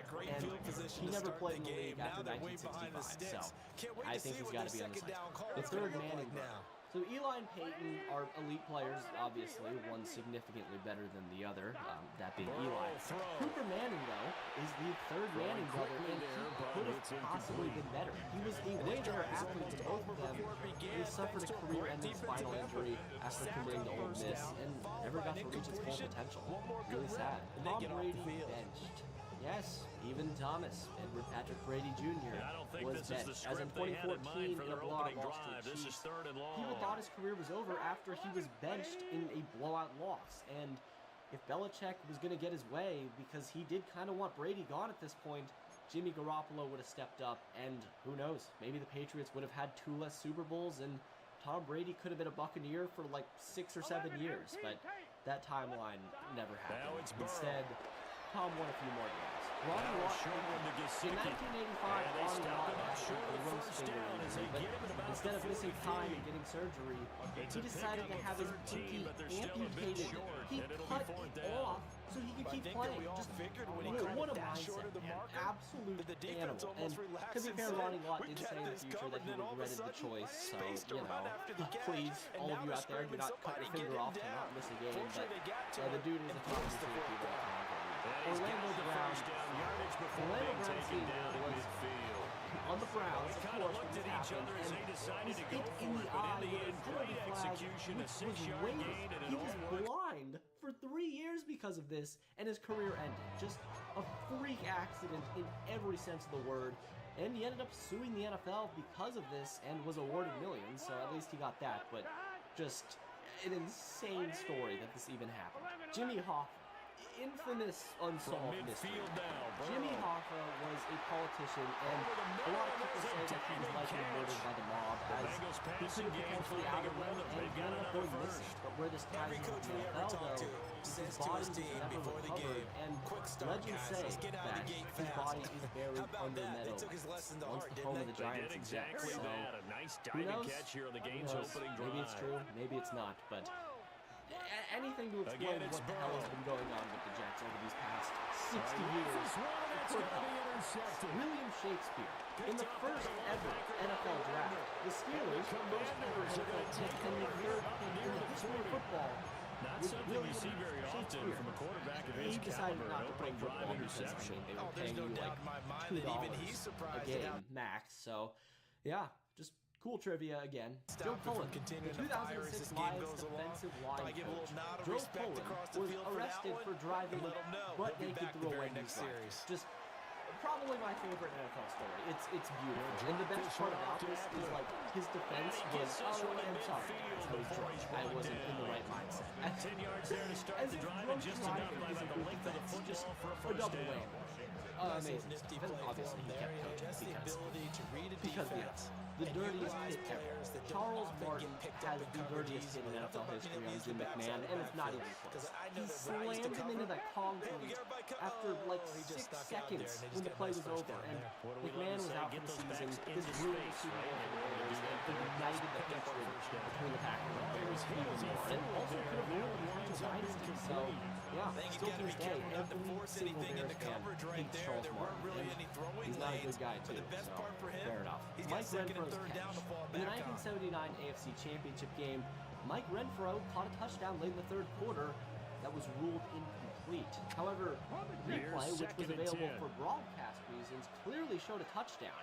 And it would have changed the game, but replay was not instituted into the league back then, so all that viewers could do was watch the touchdown and just get upset. I don't know why this was getting back then, but it was. It was really complete. The Steelers went on to win this game and won the Super Bowl versus a very, very beatable Rams team. So the Oilers could have been robbed of the Super Bowl by one bad call. The Raiders play on a baseball. In Oakland back in the day, the Raiders shared a stadium with the A's, which is an MLB team, if you're somehow not familiar. And during the early home games of the season, the field was just dirt. Literal dirt. So looking back at those old highlights, it's so funny to see. And for someone that basically went to every Raiders game for 10 years in Oakland, it was always a good time. Pull it up to the game and being like, yep, this is our stadium. And it did give us an advantage, to be fair, honestly. People hate it. Ron Mexico. Just need a yard here. Second and Also, one. one of my favorite NFL stories that I could not leave off this iceberg. Michael Vick, he's carry of back. the game And for we're not Brian talking about Robinson. dogfighting this time. And he's able to get it to the edge of the red zone He at did the not 20-yard want to make it line. known that he was getting treated 6 for yards to herpes pick because of the up, and stigma that's a around first it at the down. time, I guess. So he put his name in as Ron Mexico, which was leads in a lawsuit basically, and obviously mean to all hell and back. And sadly, Throwing now the is NFL Daniels. banned the word Mexico on Falcons. It's just But that's going to great, wind up great incomplete. tragedy. Pat Nice McAfee. job there, Pat forcing McAfee that right now is known incompletion. This for is his gonna be a podcast fun and battle shit, throughout but this game. he was once known as Washington the trying to punter take of the away Colts that who area was of the arrested field. for jumping into a random canal and while shirtless and sopping wet, After the approached a incompletion, woman's here's car at second a and red 10 light from the and 20. possibly tried to like get in. I don't even Daniels know looking to what throw. happened, but when the police came, the dude was so drunk he couldn't even talk to me, basically. And yeah, not like a super dark thing, but something that a lot of people don't know. Daniels no need to Male force it when you can do that comments. instead. This is First another one of down, my favorite 18-yard stories. gain. I just live I can't be for sure how absurd much of that was NFL planned headlines. Now, I'm not talking It about certainly the opens up some 2015 avenues draft for where their offense. Lyle And if he can Collins stay ended up right dropping to in the break draft up those because of kind a of runs, potential murder it'll pull investigation defenders where away his from ex, coverage who and was open up some pregnant, choice was throwing killed. lanes for him moving The baby forward. was not his, No though, and he score seemed to be after confirmed to be in one on Buffalo, EA and he passed the Sports. polygraph. So all signs point to his innocence, and I'm not talking about that, though. What I am talking Washington about with a football is here to begin an quarter number escort 2. that Lael was As they with, go to work on named a first and goal. Throatzilla, was pissed off because he did not pay her to eat his ass out. Just look at this headline, man. Just take a second to absorb this. This is what football's all about. Beautiful stuff. Here's Ryan Daniels. Shazier. So Ryan Shazier was a great Steelers linebacker in the 2010s, like really, really good. Every Steelers linebacker should be on the field at least. But he suffered a spinal injury and was temporarily paralyzed. It was one of the most shocking career-ending injuries that I remember seeing, and he made Remember a last full time out they recovery, threw the sort of, interception on their but first then, drive. even recently, Good news, their instead of defense just being like backed a him up, field so goal it's still thing, 0-0 it came out as they that begin the their white second possession. Mary, while going through this whole process, she still thought it had a kid with her. He decided to cheat on her, and the texts with the other chick that he was cheating with are just so weird. It was really a rough story when it came interception out, lead to points. yeah. Excellent Layer 2 job for by sure. them Robert defensively. Kraft hand job. Yeah, They'll that's come a up sentence second right and 6 there. In now from the 2019, 24. Bob Kraft, one of the sexiest men on the planet, Off the was at play a massage fake. parlor, Here's and Burrow. only great things happen at massage Trying to get it parlors, to sure, Chase, especially but in the it's NFL intercepted. context. But this was honestly just a Picked terrible up story by for the Will rest of the league, Harris. who hated the And Patriots. he's able to take It was this great. one He back came out to during the the time of the Patriots 36-yard collapse with line. the Antonio Brown thing going on, So and Tom Brady's consecutive contract going down. interceptions So here just early on in this awesome one, stuff. and maybe Time. setting the But tone, yeah, Charles, he definitely for a was game not in where there the for defense massage. really takes center 1976 stage. Steelers versus And don't you Colts. think that both Steelers versus offenses Colts in the are divisional really round in catching the bit from their 76 coaching is famous staff for about one avoiding thing, these and turnovers having that to we've do seen with the game early. is not I one think of both them. teams As are a trying to small find an plane advantage. We know that. crashed into the Can upper one deck of of them Memorial break away Stadium and 15 take control minutes of this after game? the game. And I feel like this could also be a little lower in the iceberg, but I think it's becoming more popular and more people are learning about it. And four people were injured, but it could be like if this game was close, but God forbid went to overtime, This is a we could be quarterback who's talking about already the had greatest success on the tragedy ground in this but first half, luckily but that this did not time happen. The they're ball able to hit hem him in. So And it's Steelers always player different when Frenchie you rush a Cooper, who was mobile targeted quarterback as on the opposed to a immaculate guy you know reception, will be right back may in have the hit the ball. pocket. In He's this case, you got to make alluded sure the potentially inside hitting it, pressure but and the if he outside did pressure actually match, hit it, and maybe the even a play should have second been ruled wave dead. to make It sure he wasn't. squirts free. Frenchie You get may some never of the admit what actually happened. And that throw behind his man, he missed him, incomplete. Jason Pierre-Paul fireworks. And I guess recently I have to throw Najee Harris into this because the motherfucker almost blasted his eye socket out. But Jason Pierre-Paul specifically, as a defensive end for the Giants, one of An the best incomplete players pass on that in last the league play, at and the that time, means they'll need to come up with blew his something hand here on off third in a down. fireworks accident. And the pictures of his hand are disgusting. I've said this before in videos, From the okay? shotgun, You better it's not look it Daniels. up. Don't do it. It's gross. It'll ruin your game. Like, he actually ended up playing at Colorado School and went to Tampa Bay and won a Super Bowl. So maybe not down win a Super Bowl with the inside the Chargers. 20. Now the Bengals going to use the first of their timeouts. Pickens They'll have two specifically remaining is as we referencing step a aside blue here in in the this second 1970s quarter. in the NFL, which was popularized by Raiders wide receiver Fred Biletnikoff, who was heralded as having the best hands of his time. And what the dude would do is So just the ball coat down to the himself, 16 here literally for lather first and himself 10. in head to toe in this glue.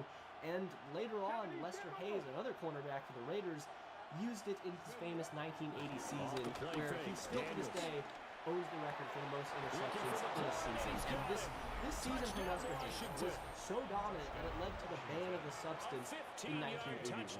But, you know, maybe not. We'll get back to this later. The worst game ever played. So obviously there's a lot of answers to this question, but I'm referring to the worst game ever played by a quarterback. And to me, I don't think this can ever be topped. Yes, Nathan Peterman exists, but let's not talk bad about the GOAT. We're going to talk about Dan Pasternak because in 1972, the Oilers-Raiders game, he went 3 for 21, 31 yards, 0 touchdowns, 4 picks, and lost 0-34 with a negative 1 net passer rating of the day. And his actual passer rating was 0, but if you account for going below 0, it was roughly negative 60. He played negative 60 passer rating. I don't think that can be topped. I'm sorry. Chris Forster did. So, 2017, Dolphins offensive line coach Chris Forster was caught on video. I say caught on video, but the motherfucker is the one who took the video. But he was snorting cocaine and talking to a girl who's not his wife. That's going to be caught. Releasing it. And of course, he stayed in the NFL. What the fuck? The Ravens are the Browns. The Browns moved from Cleveland to Baltimore in 1996. And for new NFL fans, it's hard to explain because it gets kind of messy, but they basically did become the Ravens. That's what happened. And the Browns that we see today are an expansion team.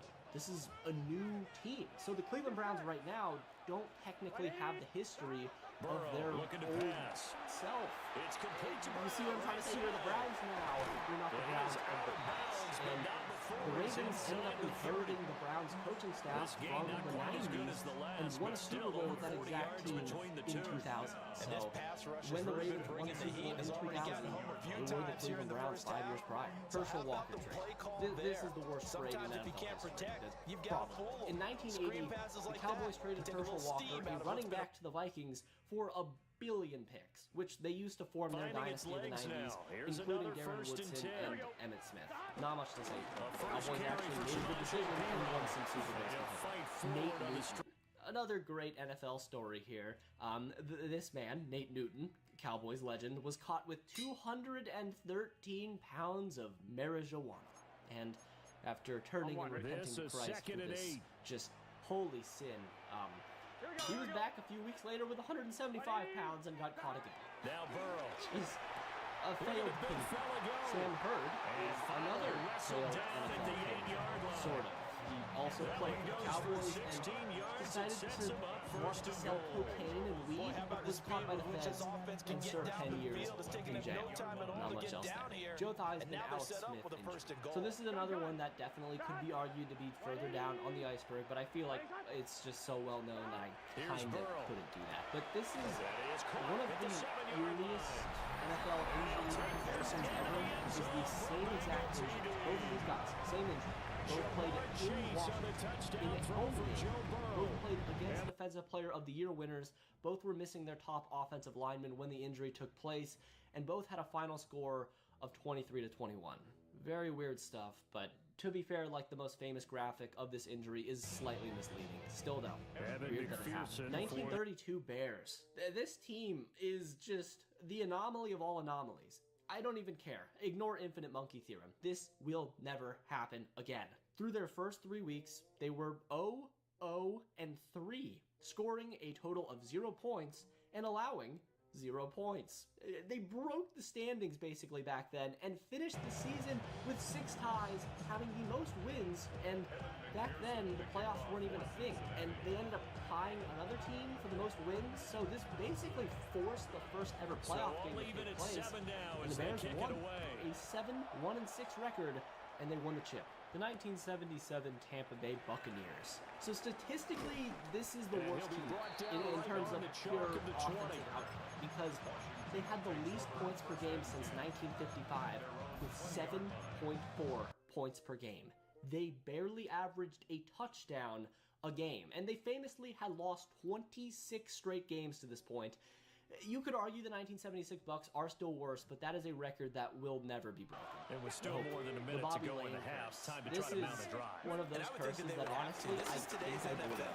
So the story goes back in the day, the Lions traded their Hall of Fame quarterback Bobby Lane in 1958 after he delivered them a lot of success. But when he was traded, he said the team won't win for 50 years. And what do you know? 50 years after he said this, no championships in between this time, the Lions win 16 in 2008. So, I don't know, man. It's a little weird, and it seems like the curse has been lifted since then, but maybe it's not. So that was layer 2. There were a few entries, as you could probably see here, that I decided not to go over for a multitude of reasons, but pretty much these were entries that if you're a pretty deep fan of the NFL, you probably have heard it before. But now we're going to get into layer 3, where conspiracies become a little bit more prevalent, and maybe you're not going to know all of these, including some dark steps away to his left. And he is out of bounds right John around the Gruden 10-yard line. So this is another very interesting one because it's kind of unfolding right now. John Gruden is proceeding legal action versus the NFL, saying that the NFL singled him out and kept a lot of emails confidential while only releasing his. And the emails that were released happen to be really bad. Like, yes, you can defend Gruden for the actions that he's taking. It was unfair to him, but those emails were racist, sexist, homophobic. It just was a lot of But the reason why it's this low in the entry is because nobody really knows what else is being hidden. There is other emails being hidden right now, and maybe in these recent court hearings we'll see some documents come out, who knows, but even back when this was the current subject, the NFLPA asked for full transparency and to give us everything, all the transcripts, but the NFL just said no. So we'll see what's going on with this John Gruden case right now, because like I said, it's unfolding at this moment, but there is a lot more being hidden. Michael Parsons and State. This isn't even so much a controversy as it is something that actually 100% happened. The only thing that's a bit blurry is how much was Michael Parsons involved, because during his time at Penn State, there was a massive hazing lawsuit going on, and Parsons directly was accused of participating and sexually threatening multiple players, and the shit that he did, or allegedly did, seems absolutely insane, and behind closed doors, a lot was going down, and I think that this is pretty much confirmed to have happened once again. How guilty Michael Parsons is may never be known. The Dez Bryant, I guess we're just piling on the Cowboys right now, but in 2015, rumors about a Dez Bryant with violence infinitely worse than the Ray Rice video, which once again, remember, is already horrible, was alluded to exist. It was never 100% confirmed, but it was rumored to be career-ending, and Adam Schefter confirms that it wasn't real for what it's worth, but other sources say otherwise. And as you probably know, the footage never came out, but it's interesting in connection to the Michael Parsons one we just talked about. Maybe Jerry Jones, as the most powerful owner in the NFL, is able to hide these things. Raiders vs. Bears 1984. This game is regarded as the most violent game to ever be played. I didn't even put the body bag game on this list because this is so much worse.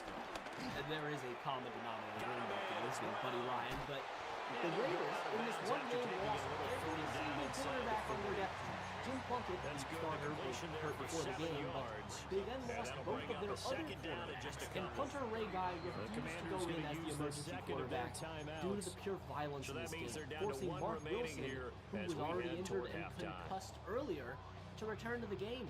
And the Raiders' injuries weren't even as bad as the Bears, because quarterback Jim McMahon for Chicago literally almost died in this game, as he suffered a lacerated kidney and was hospitalized for weeks. Dick King.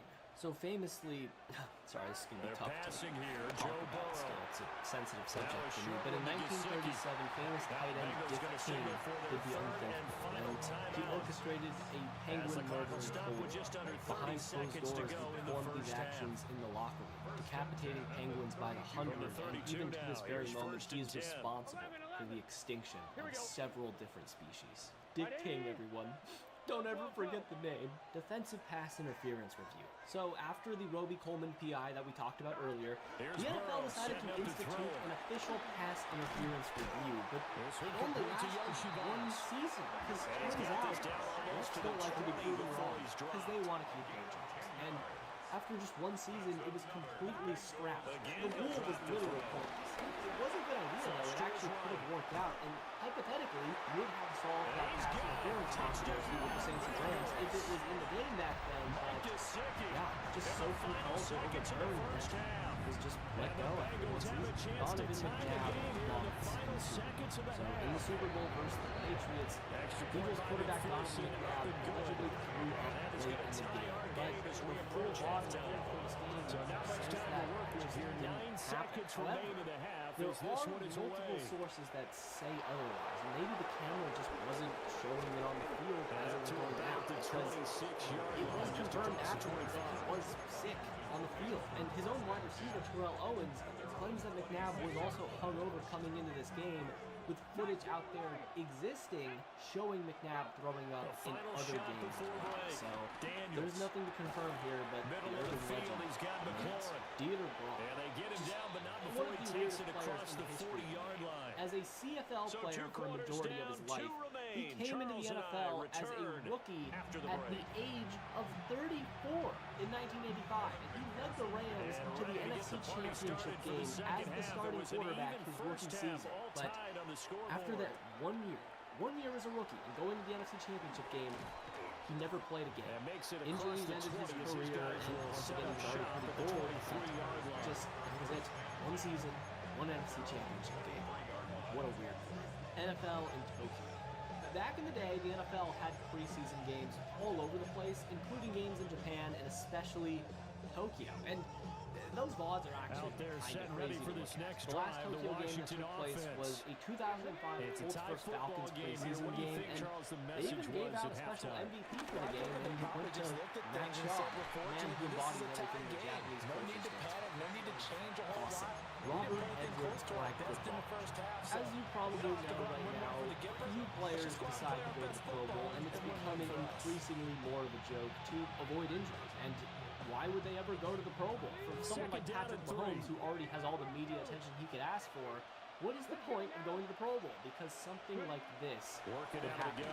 Robert Edwards, in a flag football game during Pro Bowl weekend, suffered an absolutely disgusting injury that ended his career effectively. He was able to return, but it was so bad that his Pro Bowl career never even came close to ending. And yes, like I said, he did return, but this effectively was a career-ending injury in the Pro Bowl. All right, that's flying foot fetish. Nice. Very excited to talk about this one. So, back in the day, when I was coaching the New York Jets, he had his foot fetish leaked online, and videos of his wife showing off her toes went public. And everyone's just been trolling Rex for this for years. And this came out before the playoffs began, too. To his credit, though, the dude just accepted it. He was like, yeah, I like feet. What are you going to do about it? Which is just very Rex. Rusty Litch. Bob Timberlake's got some competition. If this dude, Rusty Litch, is considered the worst player.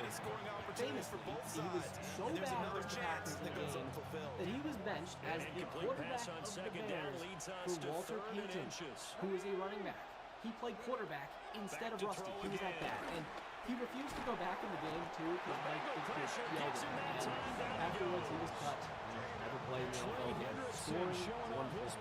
It is technically possible to score 1 point in the NFL, and it probably will happen eventually. If a 2-point conversion is intercepted, taken out of the end zone, then goes back in for a safety, by the rule book, it is considered 1 point. It's happened in college, and has sort of come close in the NFL, but just not yet.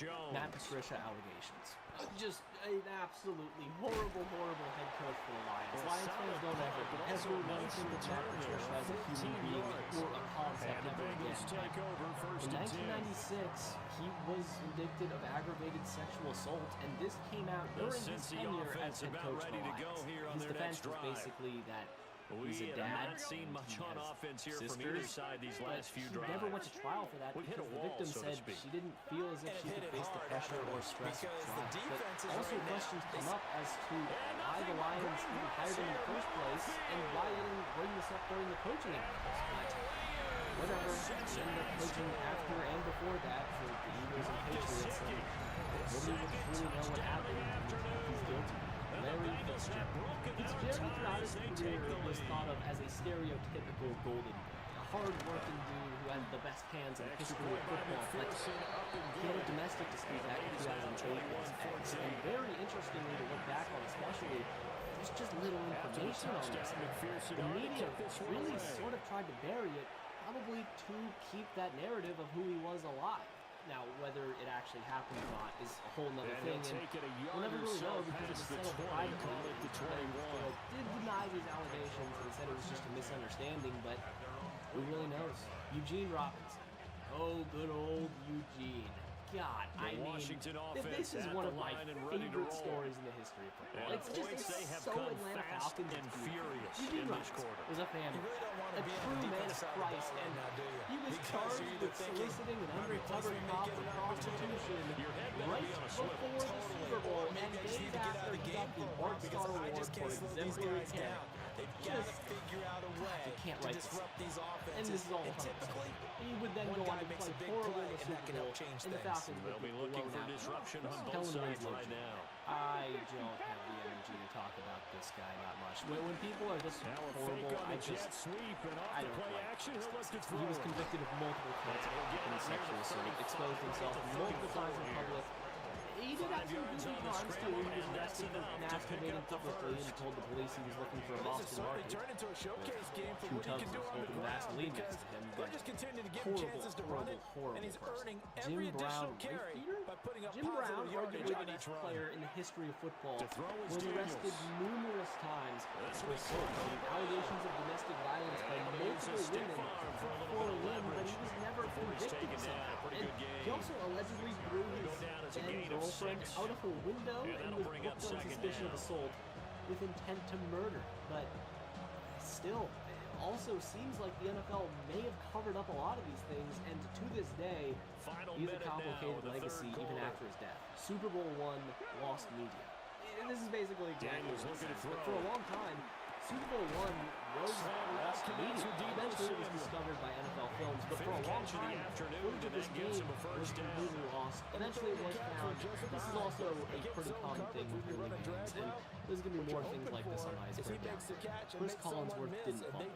In 1981, Bengals vs. 49ers, Super Bowl 16, Chris Collinsworth was hit on a pass by Ken Anderson that had a chance to lead to a score, but fumbled. It was 49ers ball, and they lost by just 5 points in the end, but some say he did not fumble on this pass. Rules were a little different back then, and the Bengals may have been robbing the scoring drive. Potentially, if this was just really a drop, it would change the game, and maybe Cincinnati would have a Super Bowl instead.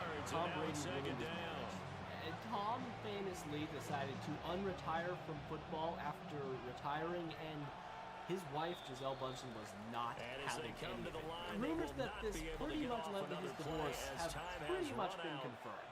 Everything that's come out has basically said that they had their differences and their passions were in different places, but basically the dude just loved football way too much. And yeah, this probably was not worth it to come back for one season, lose your marriage, and then get fed to Michael Parsons. Andrew Luck cover-up. So famously in 2019, Andrew Luck suddenly retired, but this one also isn't really a conspiracy, it just kind of happened, because throughout his entire tenure as a coach, his injuries just kept getting worse and worse, and eventually by the time of his retirement, they were far more serious than we'd ever knew about, and his body and mind were broken by the time he retired. So just really sad to see a generation of talent ruined by an incompetent organization. Greg Williams. We did talk a little bit about Greg during the Bounty Gate section and his role in that, which is also part of his legacy, so all of that applies here too, but he is one of the craziest men ever allowed in the league. Not only did he do the Bounty Gate stuff, but he also stole playbooks from every single team that he could get his hands on and admitted to cheating in this way too. He wasn't even hiding it, and he encouraged injuries and dirty plays overall, but remained in the NFL until 2020, despite this being completely public knowledge. So it just makes you wonder what else is being covered. The Music City Miracle was a forward pass. This is another one that is still very pretentious to this very day. I'm sure there's going to be arguments about it in the comments, but in the Bills vs. Titans wildcard, the Titans threw a lateral to Kevin Dyson, who scored a touchdown and won the game. But many people, especially Bills fans, to this day say it was a forward pass. And even on replay, it's not 100% clear either way. It really is debatable, but it was counted. The Titans would go on to make the Super Bowl, while the Bills couldn't win a playoff game for 20 plus years. So that's layer 3, and we got just 3 more layers remaining. And as we go down the layers, as you can tell, the entries are going to diminish as well because the more obscure ones are just less plentiful. So you're ready. Let's keep it going. Let's go down. Layer 4. Jaden Daniels, a 5-yard touchdown run. And the Commanders are the 2005 Super Bowl was great. In the Seahawks vs. Steelers Super Bowl, there were terrible calls all game. That is 100% true. However, some people go a little bit further and say this was a full conspiracy to guarantee a Steelers win.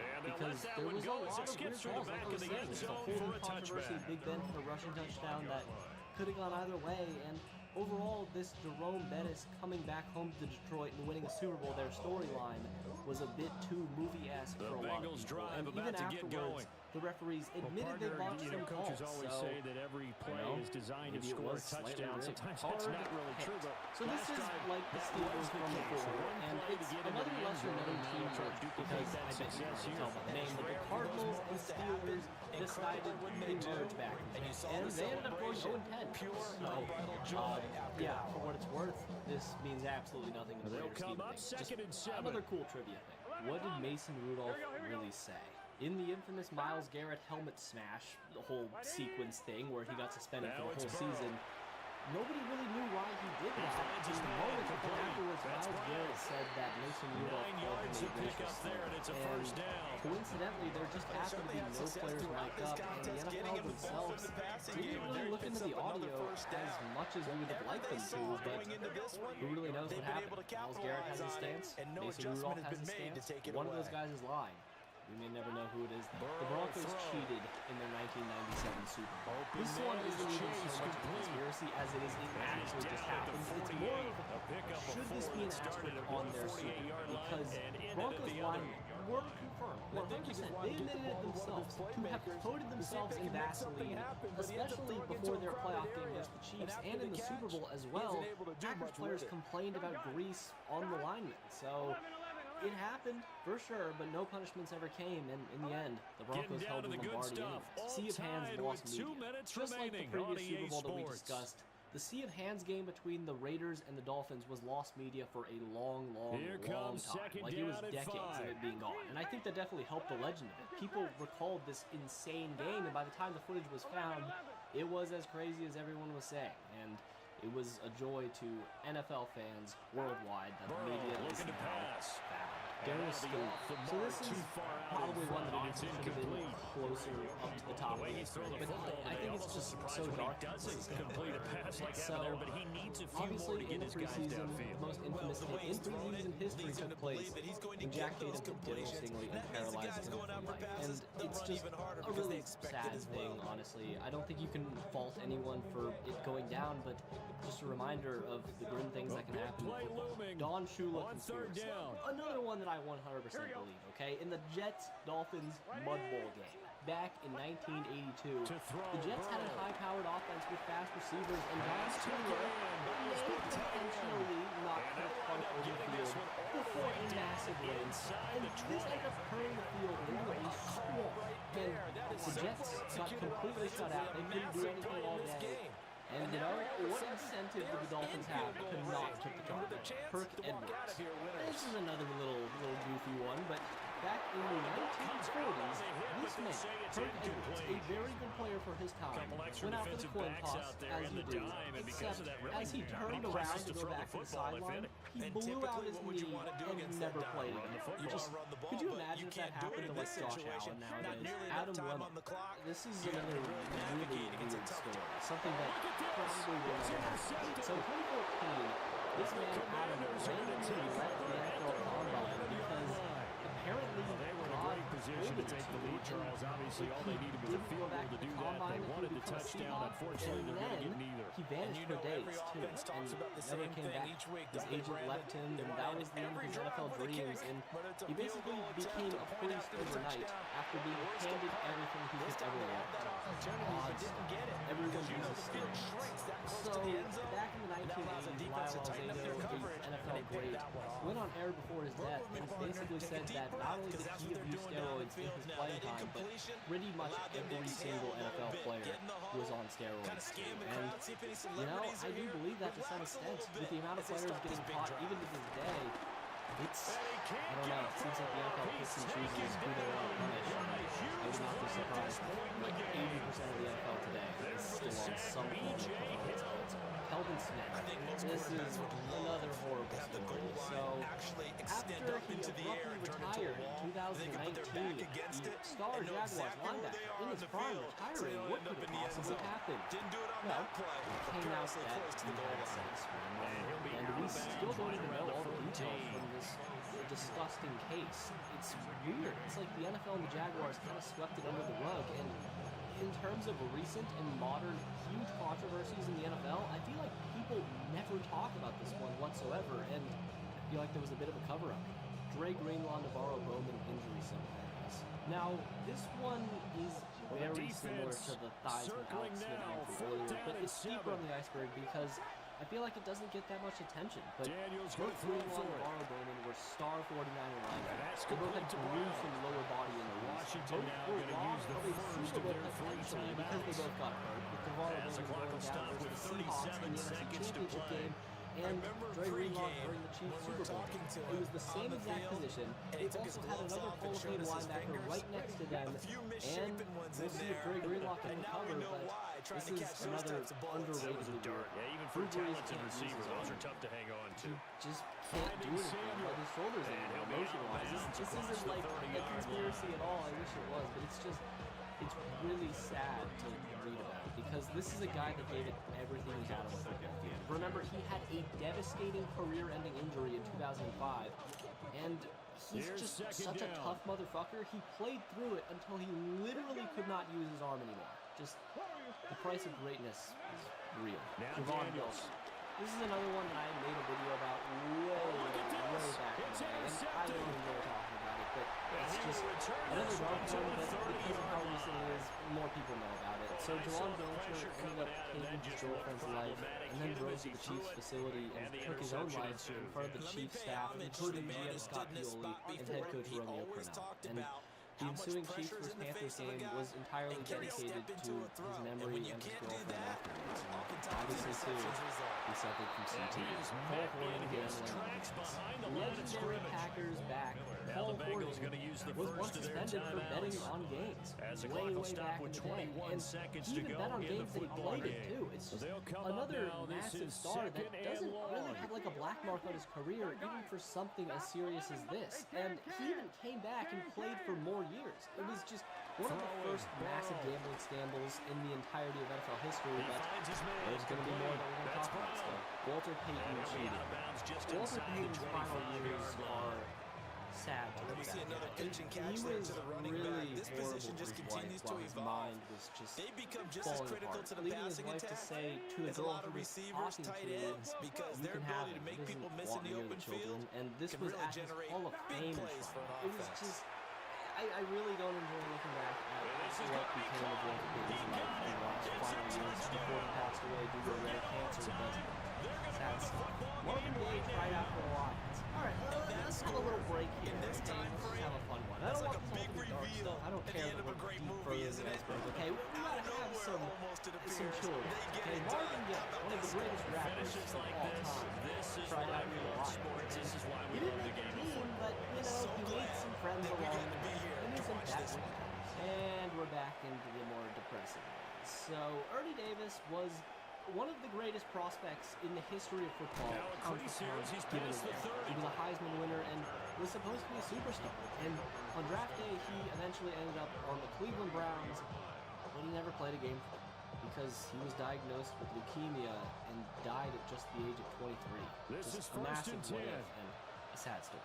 Buccaneers slavery. So, the Tampa Bay Buccaneers employed labor from a ministry with tactics called work therapy, where they would take in homeless people, recovering addicts, and force them to work, give them no pay, and the company brings in all the money. They make nothing. And it was confirmed that the Buccaneers employed their services even as recently as 2014. Now, how much they knew about the actual program itself is unknown. It's been a nice day for him as a passer and as the Bengals offense. One of the few mistakes this is also one of the craziest stories in NFL history. Before the 1989 AFC Championship game versus the Bills, Buffalo threatened to fake an injury on every play that the Bengals ran their famous no-huddle offense. So, in response to this, hours before the game, like 2 hours before the game, the NFL decided to ban the no-huddle offense for the Bengals. They forced them to not have their best weapon they've had all year in the biggest game of the season. And the Bengals somehow still won the game anyways, and in the Super Bowl, they fell just short. Insane that this even happened. The BBC Cup. So this is Barry Wood, and the BBC Cup is an old trophy that was awarded to the 1920 Akron Pros, and only one of these cups was given out ever. And the trophy was lost because it was the 1920s and nobody cared about football, but somehow, honestly, I'm shocked this exists, but there is a picture of it in the newspaper. Someone photographed this thing, and it's truly one of the trophies of all time, but it might still be out there somewhere, so, check your basements. So that was layer 4. We're getting a bit deeper, and we only have a few more entries because, as you go down, there's less and less stuff, but if you're still good and you're still awake, let's do it. Let's head down into layer 5.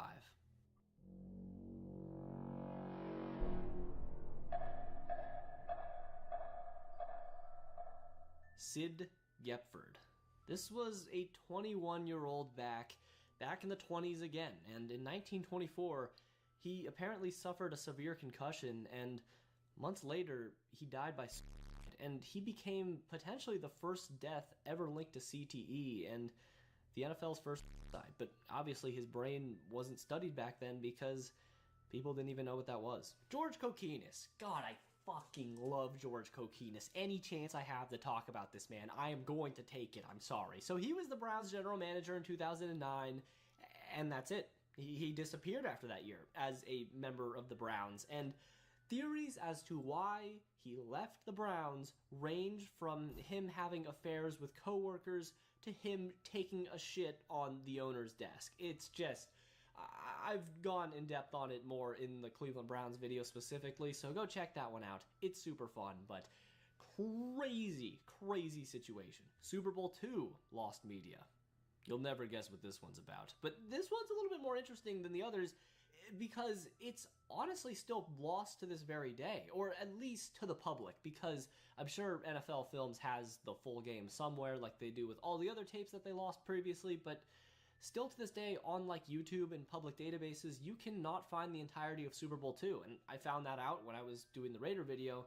I was looking for footage